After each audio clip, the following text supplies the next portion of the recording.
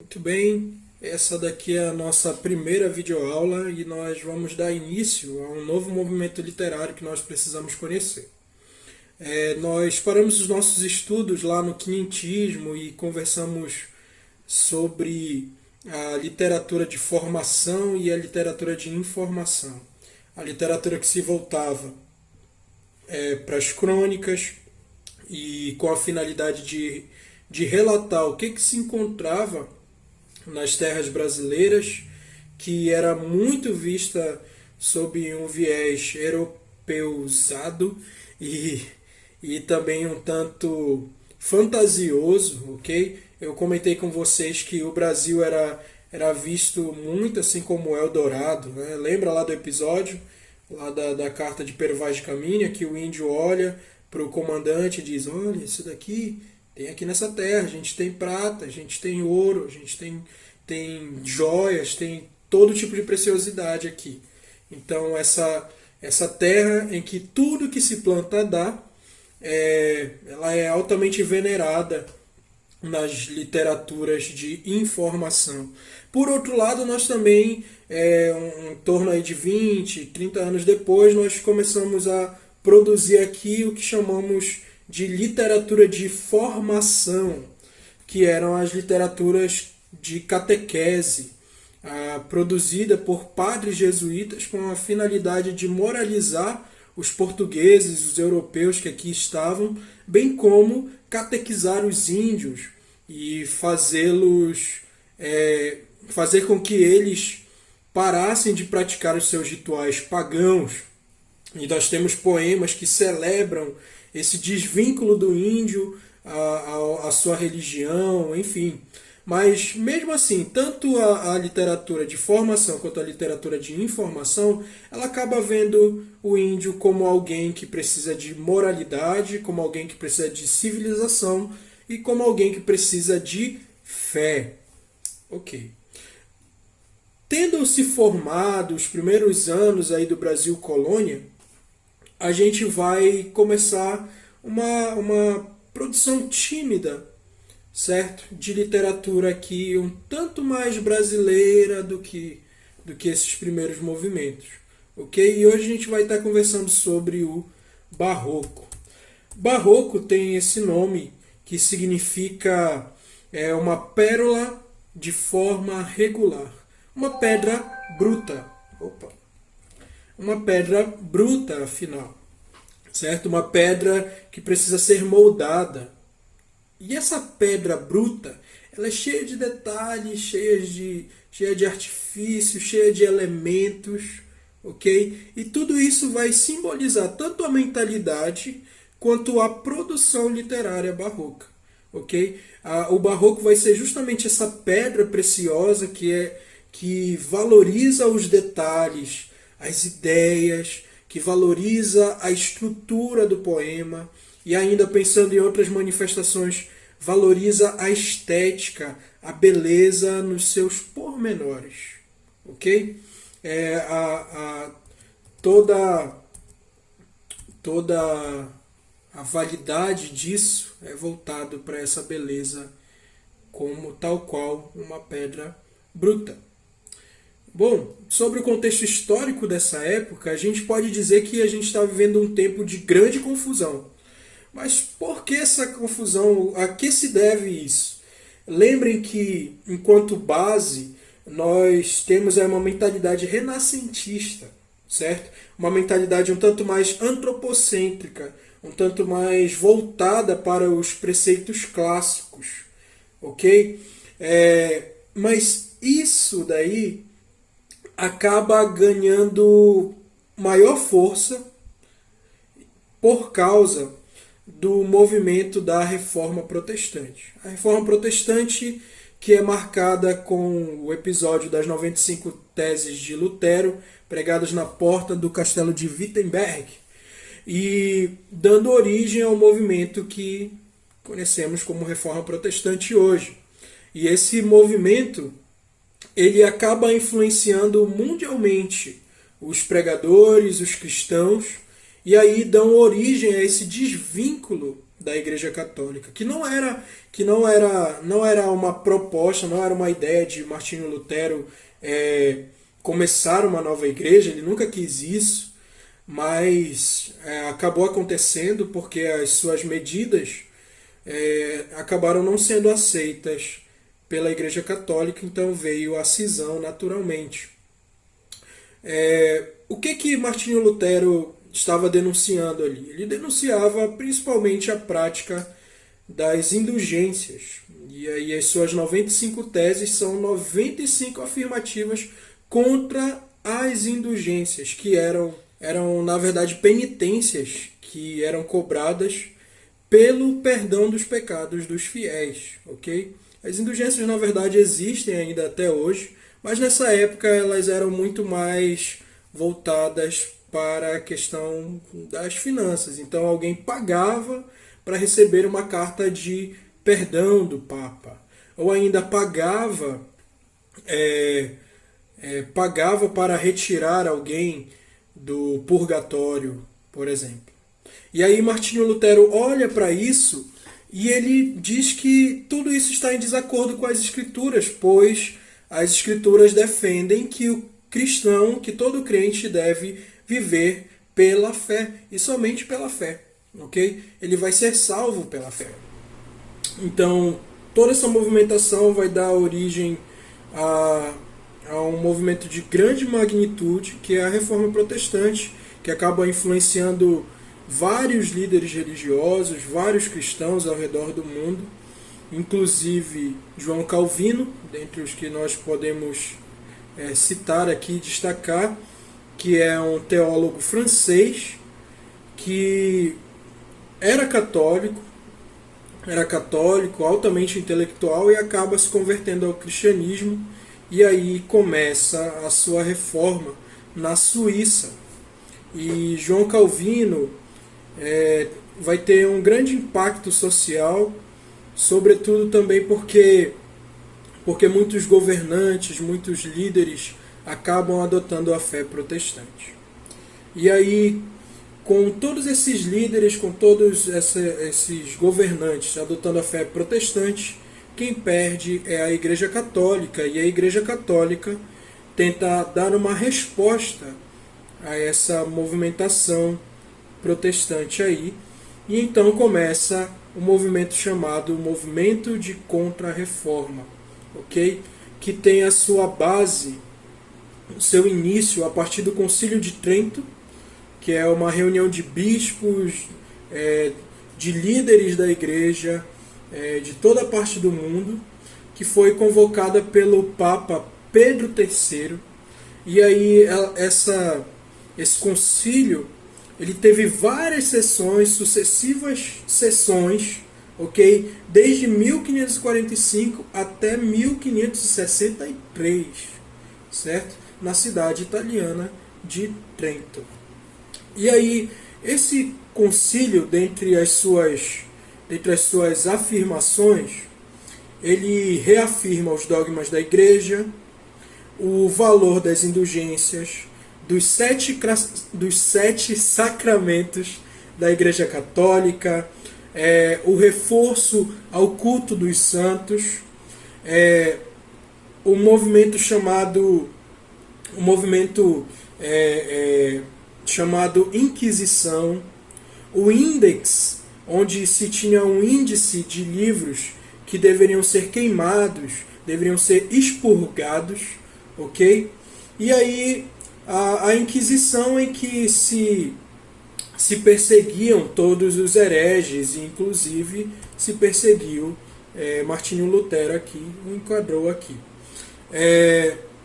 Também nós temos aí a fundação da Companhia de Jesus, ou ainda os jesuítas, que é onde se começa de fato os movimentos missionários da Igreja Católica, ok?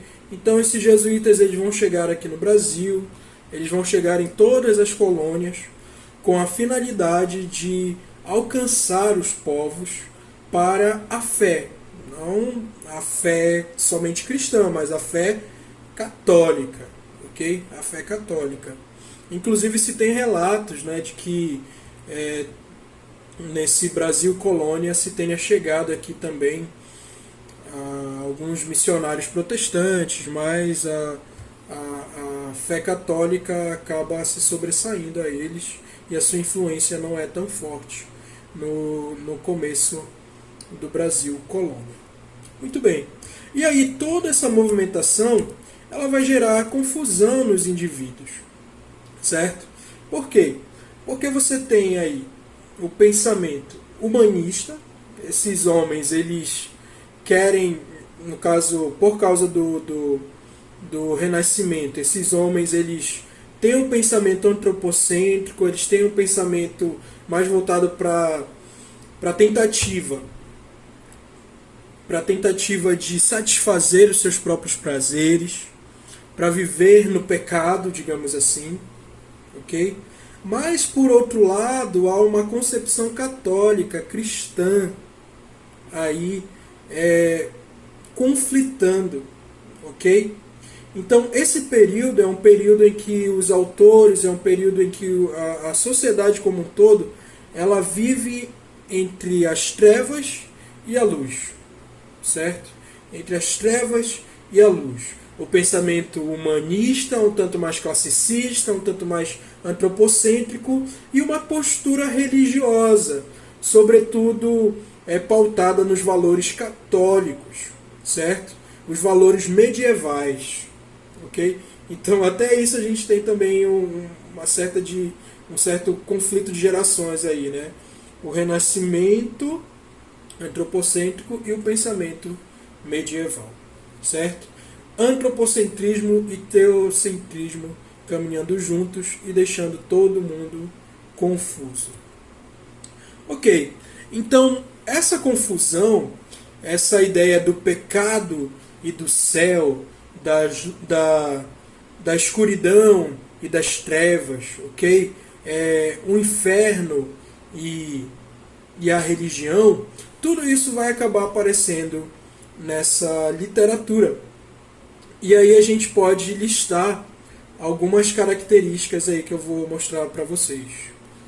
Primeiro, a gente tem o culto do contraste, certo? Na pintura, a presença da luz e a sombra.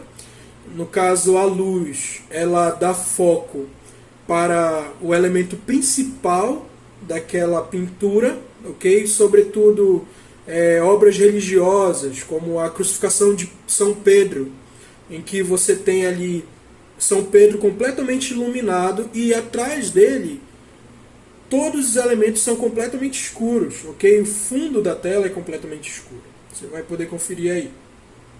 Na música você tem diversas combinações de sons, ok? Lembra lá que o barroco ele é essa pedra bruta, cheia de elementos? Então, na música barroca, isso também vai aparecer. Essa sonoridade ela vai ser um tanto mais complexa quanto aos seus compassos, quanto aos tempos, a elaboração, enfim. E na literatura você vai ter a associação entre razão e a fé. Você vai ter o pessimismo da condição humana, voltada para aspectos cruéis, dolorosos, repugnantes da sociedade. Mas também você vai ter poemas, produções voltadas mais para a religião, voltadas mais para narrar fatos, narrar histórias acerca dos santos, acerca do próprio Cristo Jesus, enfim, tudo aquilo que expressa a religiosidade do povo. Você ainda vai observar, já que o barroco é essa pedra bruta, complexa, você vai ver isso justamente nos jogos de palavras e de figuras de linguagem empregadas tanto em poemas quanto também em outras estéticas como a prosa.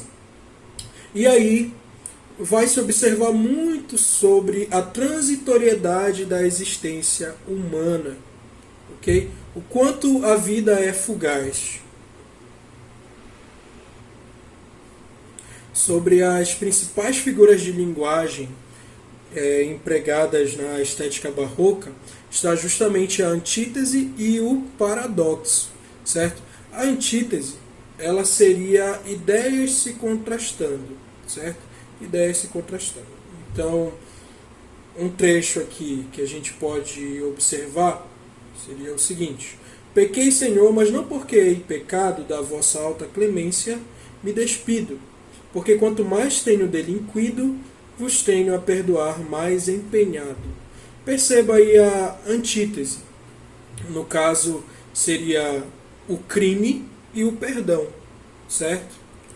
Em outro poema, a gente pode ver o seguinte: nasce o sol e não dura mais que um dia, depois da luz se segue a noite escura. Em tristes sombras morre a formosura, em contínuas tristezas e alegria. Perceba aí, né, a ideia do sol, a luz, contrastando com a noite escura, certo? Ainda, tristezas e alegrias. Tudo isso daí é o recurso da antítese. O paradoxo é quando a gente forma um mesmo elemento de coisas completamente opostas. Vamos imaginar aqui, se eu falasse para vocês, quero uma sinfonia de silêncios. Sinfonia de silêncios. Olha esse paradoxo. Isso daí não cabe no nosso entendimento. Sinfonia espera-se que se tenha som, que se tenha música, que se tenha volume. Agora, silêncio vai contra tudo isso. Bom, esse é o paradoxo instaurado.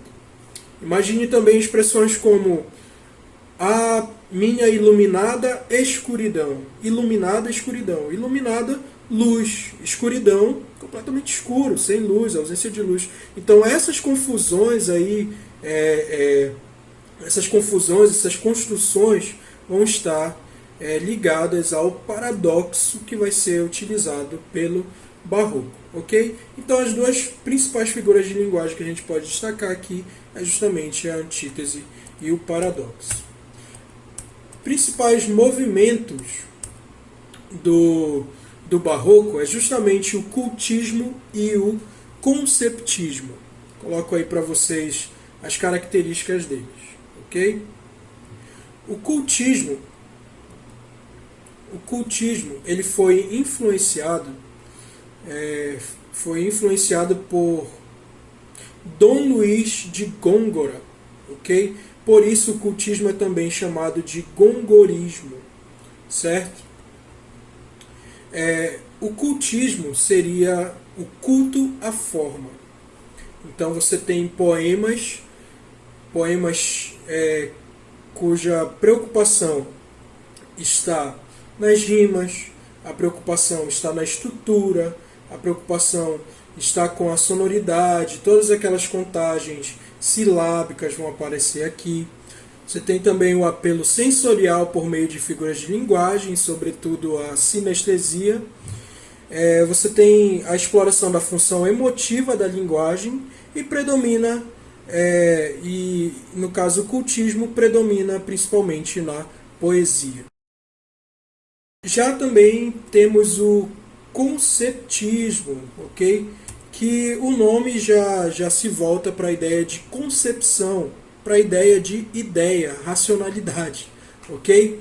E ele vai ter predomínio na prosa. O conceptismo é também chamado de quevedismo, ok? Vamos lá, as suas características.